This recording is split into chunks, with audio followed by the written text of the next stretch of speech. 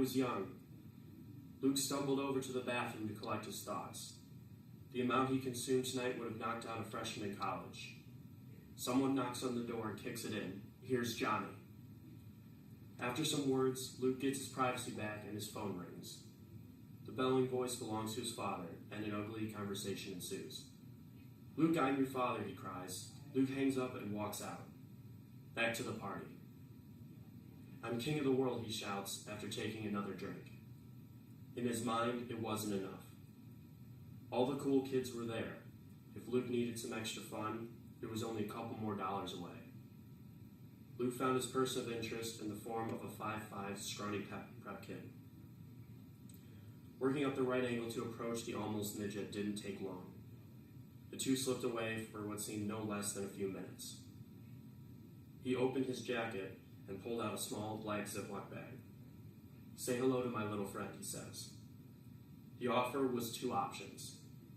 You take the blue pill, the story ends, you wake up in your bed, and believe whatever you want to believe. You take the red pill, you stay in Wonderland, and I show you how deep the rabbit hole goes. Luke wasn't ready for the night to end, and the exchange was finished. "Hasta la vista, baby," he whispered to himself, and downed the red pill. At first he felt nothing. Soon he felt ripped off. Swaying back to the party, he saw his neighbor, his best friend, and put him on the lookout. Luke grabbed his friend's shirt after asking what he would do if they found the dealer. "I'm going to make him an offer he can't refuse," he says. Minutes passed after his small talk.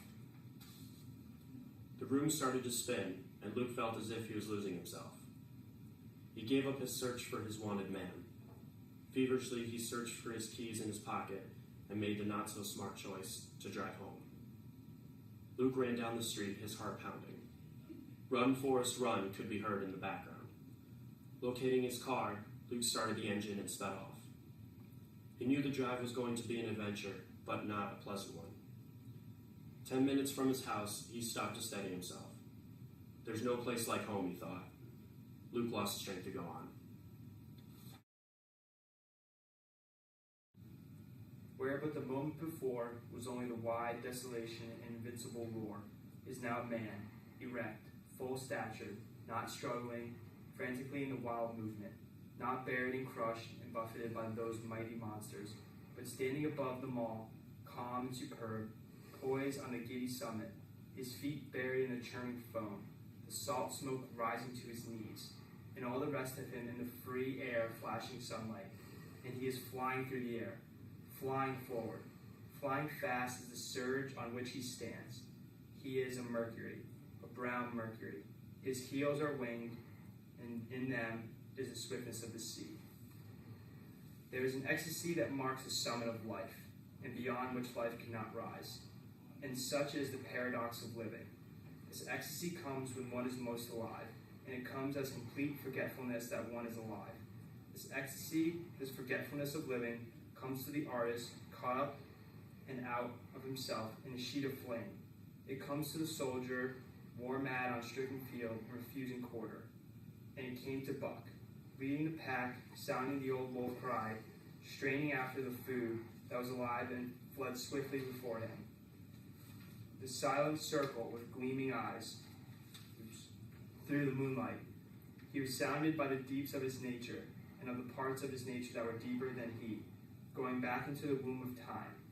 He was mastered by the sheer surging of life, the tidal wave of being the perfect joy of each separate muscle, and its sinew and what was everything that was not death, that it was aglow and rampant, expressing itself in movement, flying exultantly under the stars and over the face of the dead matter that did not move.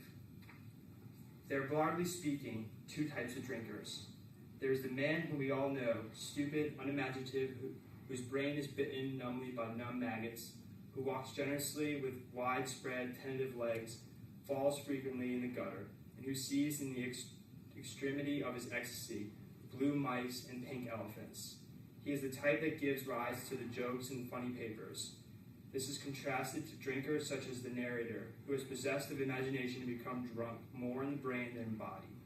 To them, John barley corn sent to clear visions of the eventual pointlessness of life, love, and struggle.